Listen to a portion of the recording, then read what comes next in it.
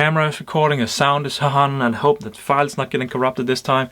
So, hello and welcome to LarpForge. Today I'm tackling something a little more serious. Last Monday I wanted to do a quick tip, but I was so tired because I was my first event of the year, last the Saturday or Sunday, the day before Monday.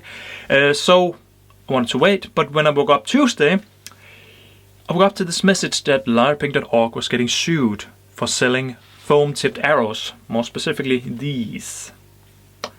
I thought that was a little more important, and I wanted to elaborate a little on the case so people know what's going on and what the whole deal about this is.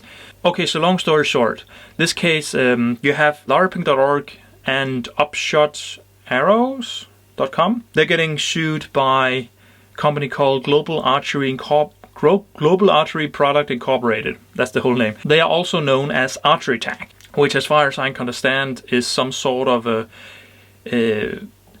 paintball with arrows, foam-tipped, non-lethal arrows.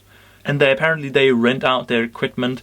I can't really find any evidence that you can actually buy arrows at them, or bows or anything like that. But they have their own foam-tipped arrows, and they rent them out to places and put field courses up and stuff like that, so people can go around with bows and shoot and play archery tag. Larping.org are getting sued for selling these, which is also non-lethal arrows, but they're made by a company called EDV Engineering. And a lot of us LARPers know these because these are the traditional LARP arrows that a lot of us are using, including myself. I love these arrows. The good and the bad thing about this is that Global Archery Product Incorporated, I'm just going to call them Archery Tag, that's much easier. Archery Tag doesn't really seem to have much of a case in this, because they claim that they own the patent for non-lethal arrows, or more specifically like foam-tipped arrows, which a lot of us have been using for a very long time. I mean, people used these back when I was starting LARPing. At least I think they did. They used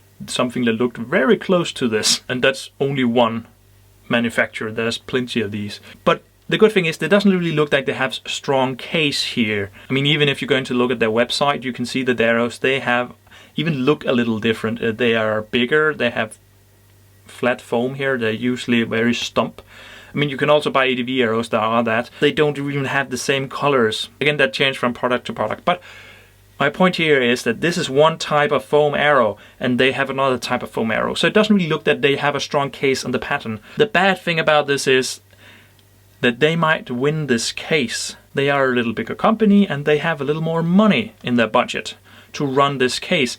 And if they can sort of drag out, by the way, I have no idea how the American legal system works. If any of you know, please explain it to me. As far as I can understand, if they can drag out this case, they can win the case by default. And that's just because they have a higher budget.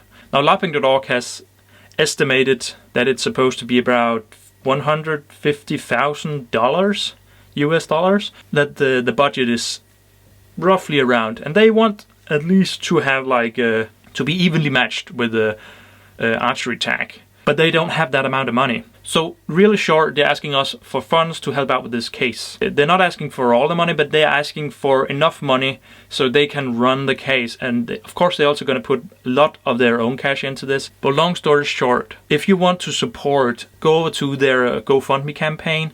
I'm going to put the link here and in the description. There's also a lot of information over there, and a video from Jordan from Larping.org where he goes into a little more detail about some of these things.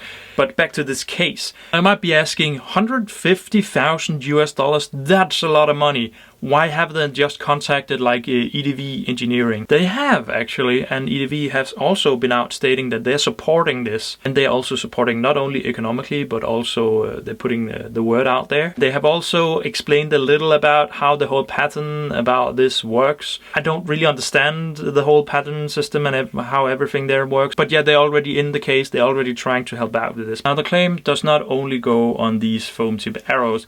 As far as I can understand, there's also something with trademarks and other stuff into this, but it's really minor things that they're using the name or the trademark Arrow Tag, and they're selling their arrows, Arrow Tag's arrows on Amazon and stuff like that, which first of all, they're not. Second of all, if it's EDV arrows they're selling on Amazon, it doesn't really matter.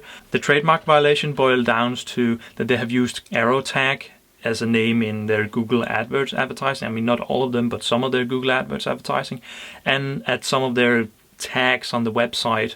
And as far as I can understand, that's not illegal. That should be within the rights of fair use. And arrow tag or archery tag is also the name of a game. I mean, that's almost like trademarking paintball. I mean, like, the only real difference here is that you're using non-lethal arrows. I'm talking a lot here, and I'm probably a little biased because I'm a LARPer, and I like the guys from LarpForge, I like the site, and LarpForge also helped out with LarpForge, especially in the beginning. It's like if somebody tries to patent the way that you make LARP swords, or just happens to be the same way that you make LARP swords. Now you might be thinking, well, that doesn't really affect me, I don't really use LARP arrows, or I don't really live in North America. This could still affect you, even if you live in Europe or something like that, or even if you use rice bags instead of arrows, you hate these like the wind. This could still affect you. I mean, LarpForge, if they lose this case, the company, Archery Tag, or Global Archery Product Incorporated, it's a very long name, guys, they will have a better standing for suing the next people that are trying to import these arrows. And yeah, there's a lot of people out there that have these arrows, and we use these arrows in a lot of LARPs. I mean, I can see why they feel threatened by them, because it's essentially sort of like the same product as they are selling. The only difference here is that these are built for LARP.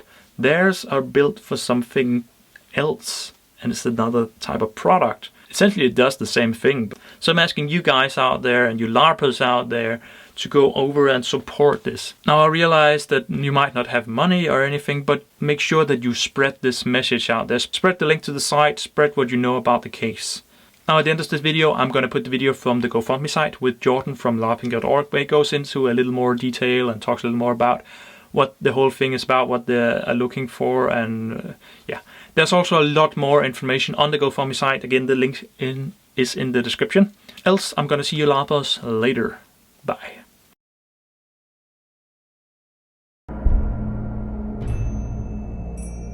Hi guys, I'm reaching out to you today with something that has the potential to ruin LARP in North America as we know it.